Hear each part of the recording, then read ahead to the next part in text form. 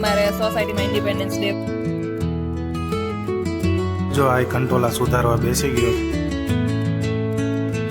Hello friends, very good morning, જય Shri Krishna and જય સ્વામિનારાયણ. અત્યારે આપણે જવાના છીએ ફ્લેગ હોસ્ટિંગમાં, કેમ કે આજે 15મી ઓગસ્ટ છે, પરંતુ અમારા સોસાયટીમાં આ વખતે એકદમ મતલબ ટૂંકમાં છે. દર વખતે છે ને બહુ સારા સારા પ્રોગ્રામ્સ હોય છે ડાન્સિંગના અને એ રીતના સ્પીચ બધા નાના બાળકો રેડી કરે છે ને એ રીતનું હોય છે, પરંતુ આ વખતે કંઈક કારણોસર શોર્ટમાં છે. તો ચાલો ફ્લેગ હોસ્ટિંગ કરી આવીએ.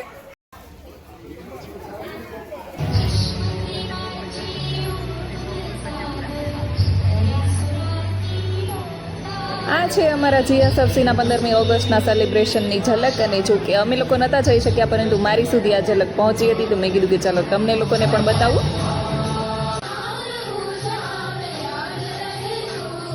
આના પહેલાં આપણે જીએસએફસીના લેડીઝ ક્લબમાં જે પ્રોગ્રામ થયો હતો 15મી ઓગસ્ટ ઉપર અને તીજ ઉપર, એ પણ પ્રેઝન્ટ કર્યો છે. તમે ના જોયો હોય તો એકવાર જરૂરથી ત્યાં જઈને જોઈ આવજો. મારી ચેનલ ઉપર ઓલરેડી એ વિડીયો આવી ગયો છે.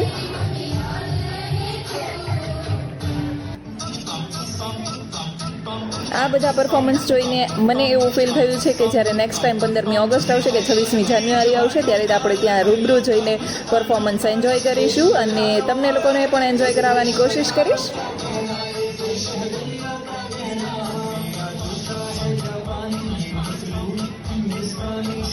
ઘણા બધા લોકો જોવા માટે આવ્યા હતા અને બહુ જ સરસ એવો પ્રોગ્રામ આજનો રહ્યો.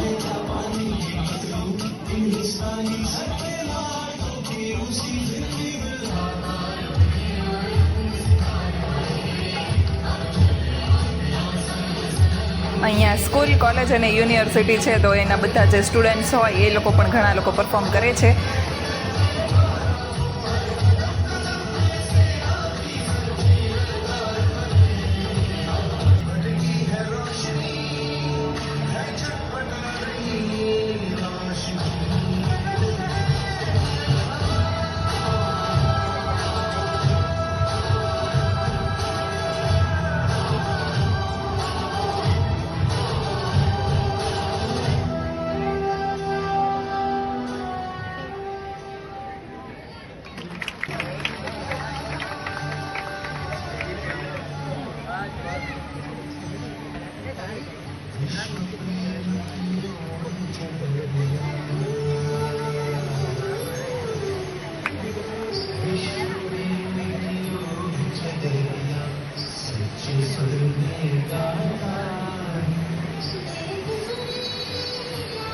વરસાદ આવી રહ્યો હોવા છતાં પણ બધા જ લોકો સારી રીતે પરફોર્મ કરી રહ્યા છે.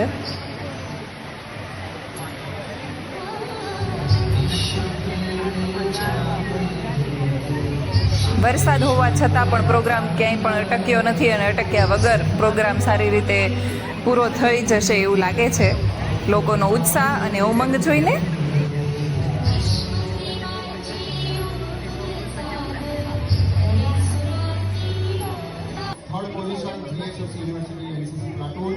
અત્યારે તમને જીએસએફસીની ઝલક તો બતાવી જ દીધી છે અને આજે સાંજે આપણે વડોદરાની ઝલક જોવા માટે જવાના છીએ. તો વડોદરાને 15મી ઓગસ્ટ ઉપર કેવું ડેકોરેટ કરેલું છે એ તમને આજે સાંજે બતાવીશ, તો વિડીયોમાં એન્ડ સુધી બન્યા રહેજો.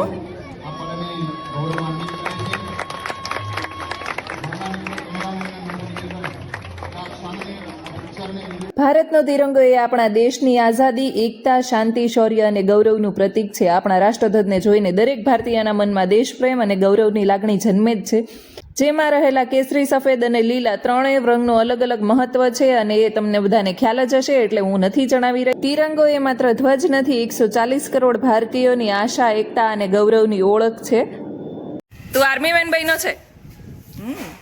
આજે છે 15મી ઓગસ્ટ, તો તમને બધાને સ્વતંત્રતા દિવસની હાર્દિક શુભેચ્છાઓ. અને આજે છે 80th ઇન્ડિપેન્ડન્સ ડે.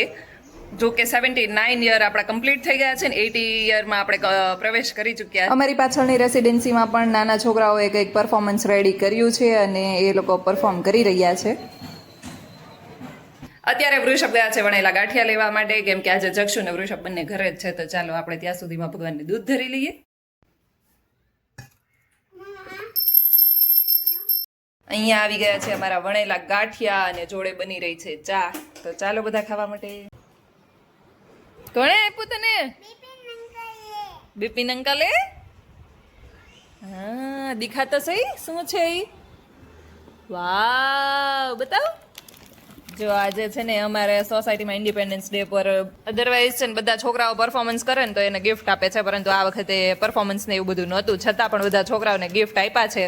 છોકરાઓને સ્કૂલમાં યુઝફુલ થાય ને એવું બધું આપ્યું છે, સ્કેચ પેન, કલર્સ ને ઇરેઝર, પેન્સિલ, ફૂટપટ્ટી ને એ બધું, હે ને?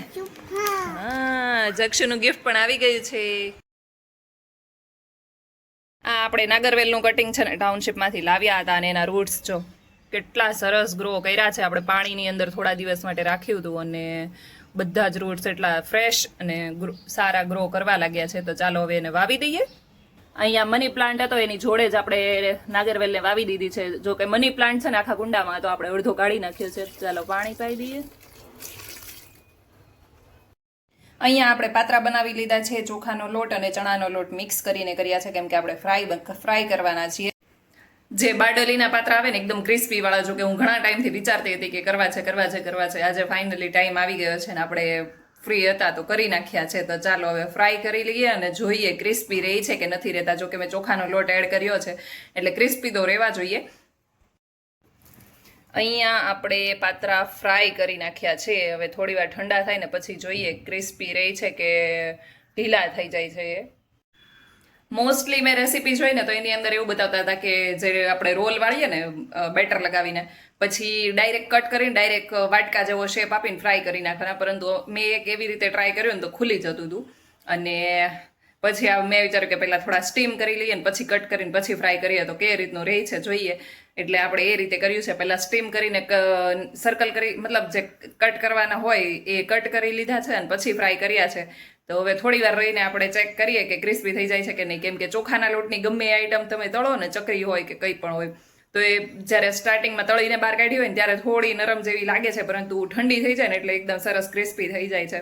તો આપણે એને થોડી વાર ઠંડા થવા દઈએ. આજે કેટલો સરસ તડકો છે, તમે મારા ફેસ ઉપર તડકો જોઈ જ શકતા હશો.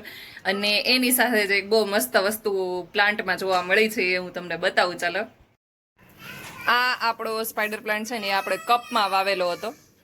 એ સ્પાઈડર પ્લાન્ટ જો એની અંદર છે ને આ રીતના બેબી રૂટ્સ નીકળ્યા છે ને અહીંયા કેટલી જગ્યાએથી સ્પાઈડર પ્લાન્ટના નવા પબ્સ નીકળ્યા છે. અહીંયા 1 2 3 અહીંયા, અને હજુ બીજી એક આ ડાળી છે. ગઈકાલે મેં છે ને આ મોટી જે ડાળી થઈ ગઈ છે ને આ વાળી આ ગઈકાલે મેં જોઈ હતી, આટલી નાની જ હતી એ, અને રાતોરાતમાં એ કેટલી મોટી થઈ ગઈ. જો અહીંયાથી લઈને આટલી મોટી થઈ ગઈ છે ને એની અંદર બહુ બધા સ્પાઈડર પ્લાન્ટ્સ આવ્યા છે, બેબી સ્પાઈડર પ્લાન્ટ્સ. 1 2 3 અહીંયા, અને ચોથું, અને અહીંયા બીજા નાના કાલ પરમ દિવસ સુધીમાં આવી જશે. અને આમાંથી પણ આવતીકાલે મને લાગે છે કે આટલી મોટી ડાળી થઈ જશે. અને એવું જરૂરી નથી કે બહુ મોટા પોટમાં હોય. જો આટલા નાના પોટમાં છે ને છતાં પણ એની અંદરથી બેબી પ્લાન્ટ્સ બધા ગ્રો કરવા લાગ્યા છે. તો આ બહુ જ મને તો ગમ્યું કે આના અંદરથી નવા પબ્સ નીકળ્યા છે અને પ્લાન્ટ્સ ક્રિએટ થશે. હવે આપણે અહીંયાથી હું શાક ધોતી જતી હતી ને જક્ષુએ જો શાક સુકાયું છે, કંટોલાની લાઈન કરી છે. જક્ષુ, તું લાઈન કરશો? હા, બનાવો. આ દોઢેસ જો આ કંટોલા સુધારવા બેસી ગયો છે. આ બધા પતી જાય તો તું એક સુધારી રહીશ કે? જો મમ્માને કેટલા બધા સુધારાઈ ગયા, તું હજી એકમાં રડો છો. સિઝનના પહેલા કંટોલા આવી ગયા છે ને તમારા સિટીની અંદર કંટોલાનો ભાવ શું છે કહેજો.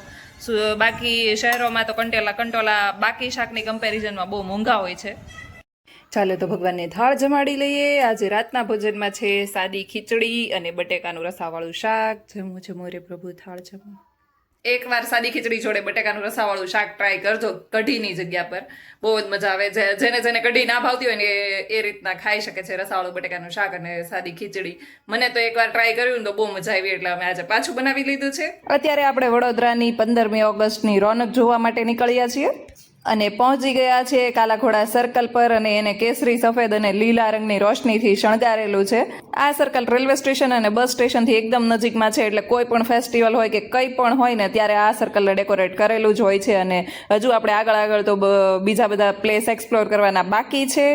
તો ચાલો, અમે પહોંચી ગયા છીએ મંગળ બજારમાં, અને અહીંયા તમે જોઈ શકો છો જે રીતે સુરતમાં ચૌટાપુર એરિયા છે ને એ રીતે અહીંયા મંગળ બજાર છે, અને કેસરી, સફેદ અને લીલા કલરના કપડાથી આખું ડેકોરેટ.